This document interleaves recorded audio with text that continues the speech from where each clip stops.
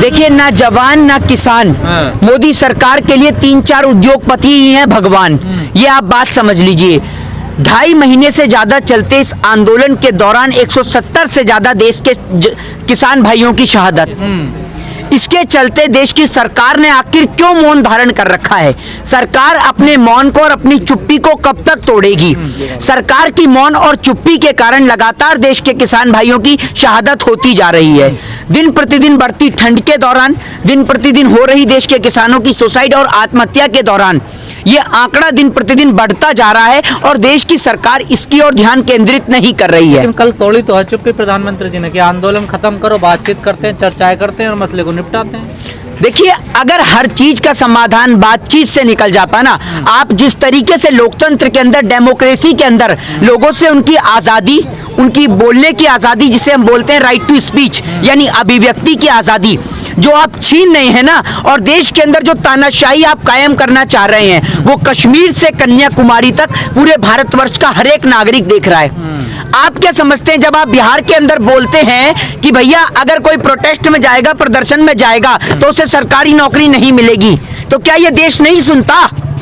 पूरा देश सुनता है। फर्क सिर्फ इतना है कि कोई आपकी आवाज को बोलने के लिए तैयार नहीं है, क्योंकि या तो आप उसके पीछे NSA लगा देते हैं, या फिर आप उसके पीछे UAPA लगा देते हैं, या फिर अपनी CBI लगा देते हैं, या अपनी ED लगा देते हैं। भारत देश का संविधान, भारत देश का कॉन्स्टिट्यूशन हमें आजादी देता है राइट टू स्पीच और राइट टू फ्रीडम की, और ये आजादी चाहे नरेंद्र मोदी सरकार हो, चाहे आने वाली कोई भी सरकार हो, वो आजादी हमसे नहीं छीन सकते। ये देश के अंदर अंग्रेजों की शासन प्रणाली नहीं चल रही कि अगर कोई बोलेगा तो 7 समुंदर पार छोड़ के आ जाएंगे आप। ये डेमोक्रेटिक कंट्री है। India is a democratic country. Bharat एक लोकतांत्रिक देश है, और लोकतांत्रिक देश में हमारा हक और अधिकार है कि हम बोलें। और अगर सरकार कुछ गलत कर रही है, माना प्रधानमंत्री मेरे भी हैं और आपके भी हैं, लेकिन प्रधानमंत्री जी को यह अधिकार नहीं कि वो उद्योगपतियों के खातिर देश की पूरी जनता को परेशान करें और देश के तमाम किसानों को बलि का बकरा बनाएं। लेकिन किसानों के समर्थन में कुछ फॉरेन के स्टार हैं जी, उन्होंने समर्थन किया, किसानों का ट्वीट किया, उसको लेकर भारत में बड़ा ट्रोल किया जा रहा है, कहा जा रहा है कि भारत की बदनामी करवा रहे हैं कुछ लोग। आप एक बात मुझे बताइए, ठीक है, आपने निश्चित तौर पर कहा कि बाहर के लोग इसमें आंतरिक हस्तक्षेप कर रहे हैं। मिनिस्ट्री ऑफ होम अफेयर्स कहता है कि हमारा इंटरनल मामला है, हम इसमें कोई, आप इसमें दखल नहीं दे सकते। एक बात मुझे बताइए, अक्षय कुमार के पास तो सिटीजनशिप कनाडा की है, वो कैनेडियन व्यक्ति कैसे हमारे देश के अंदरूनी मामले में दखल दे सकता है? मतलब अगर कोई भी व्यक्ति मोदी सरकार की वाहवाही करे तो आप तालियां बजाते रहो। जब तक वो अमेरिका मोदी सरकार की वाहवाही कर रहा था तो वो अच्छा था।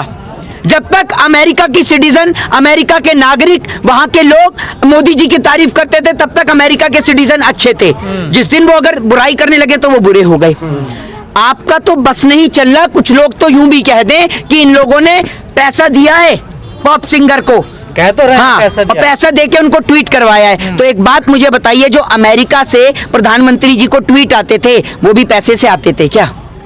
ये बताइए ना मुझे।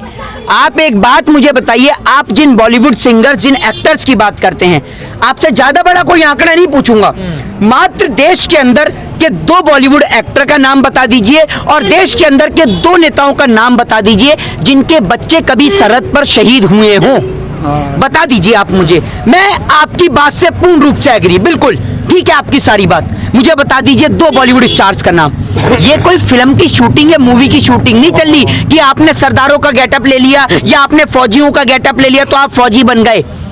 माँ अपने कलेजे पे पत्थर रखकर, सीने पे पत्थर रखकर अपने बेटे को सरहद की हिफाजत करने के लिए भेजती है, और उसका बेटा तिरंगे के अंदर लिपट के आता है, जिनके बेटे से आप तिरंगे का सबूत मांग रहे हैं। और उनके पिता, जब उनका बेटा सरहद पे शहीद होता है ना, तो उनके पिता आंसू नहीं बहाया करते, बल्कि छाती चौड़ी करके कहते हैं कि मेरा बेटा देश के खातिर शहीद हुआ है। आपके कोई ये बॉलीवुड फिल्म की शूटिंग नहीं चल रही।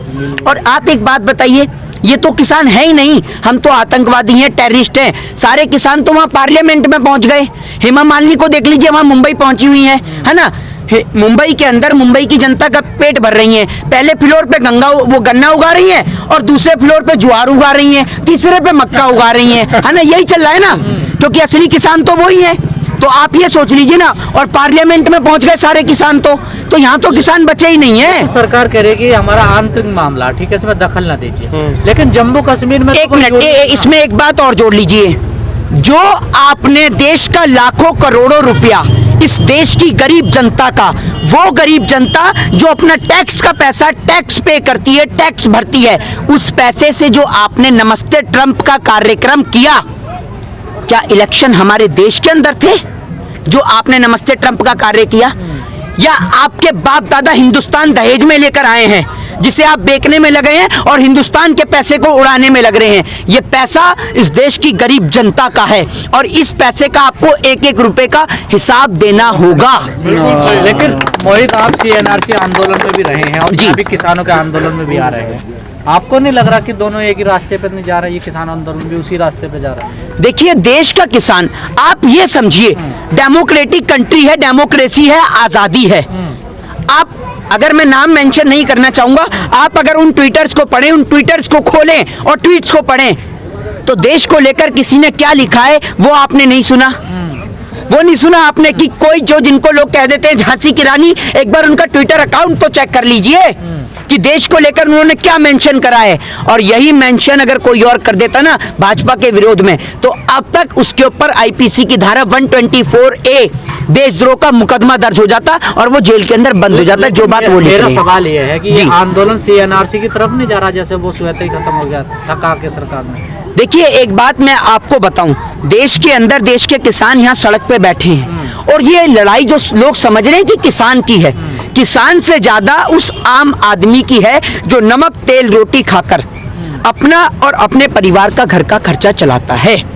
एक बात आप मुझे बताइए, क्या आपको इतनी डेवलप हमारे देश की कंट्री लगती है कि जिसके अंदर आप नए नए बिल लेके आ जाते हैं? सरकार कोई भी बिल लेकर आए, सरकार को उसके बारे में क्यों समझाना पड़ता है? देश की जनता क्यों एग्री नहीं कर पाती? देश की पूरी जनता को क्यों एग्री नहीं कर पाती सरकार? आप बताइए ना। लेकिन आप कह रहे हैं कि आम जन का भी आंदोलन, लेकिन वो आम जन तो इस आंदोलन से नहीं जुड़ पा रहे ना, क्या वजह है? देखिए, आपको मैं एक बात तो सुनिए, कोई रुकावट नहीं है।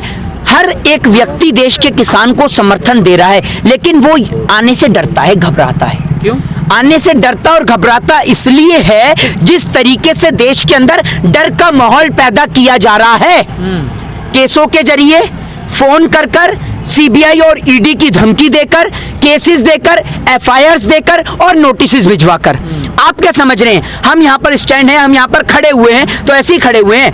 हमारे पास दिन में 1 से लेकर 1000 थ्रेड कॉल्स आती हैं और FIR से लेकर कंप्लेंट तक मैं दर्ज करा चुका हूँ, लेकिन कोई कार्रवाई नहीं होती। लेकिन आप क्या समझ रहे हैं, पूरा देश जानता है हम भाजपा की नीतियों का खुले शब्दों में और कड़े शब्दों में विरोध करते हैं और करते रहेंगे, क्योंकि अगर आप गलत नीतियां बनाएंगे तो आपके पास कोई हक, कोई अधिकार नहीं है। माना आप प्रधानमंत्री हैं, आप माना कि इस देश के आप चालक रहे हैं, पर आपके पास कोई हक, कोई अधिकार नहीं है कि आप इस देश की गरीब जनता को परेशान करें, तंग करें या उसे परेशान करने का कार्य करें। एक आखिरी सवाल, कल राज्यसभा में प्रधानमंत्री जी ने कहा कि ये आंदोलन जीवी आ गए हैं जो हर आंदोलन में दिखाई देते हैं। आंदोलन जीवी नहीं, परजीवी उन्हें बोला, पैरासाइट्स।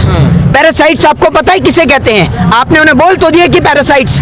आप जानते हैं पैरासाइट्स का मीनिंग क्या होता है? या आपको पैरासाइट्स नजर आ रहे हैं? आपको ये आंदोलन जीवी नजर आ रहे हैं? मतलब आप जब आंदोलन करते हैं तब आप पैरासाइट्स नहीं होते। आप जिस उत्तराखंड के अंदर डिस्कवरी की शूटिंग पर जाते हैं, जब उसके अंदर भूचाल आता है, जब आप पूरा देश क्या समझते हैं, देश के लोगों को भूलने की आदत है। आपको याद होगा जब हमारे देश के जवान शहीद हुए तब महोदय डिस्कवरी की शूटिंग में व्यस्त थे, ठीक है? और आज जब उत्तराखंड के अंदर तबाही मची तब महोदय व्यस्त हैं कहां पर? भाइयों और बहनों, मित्रों, आपका सेवक, अपना प्रधान सेवक।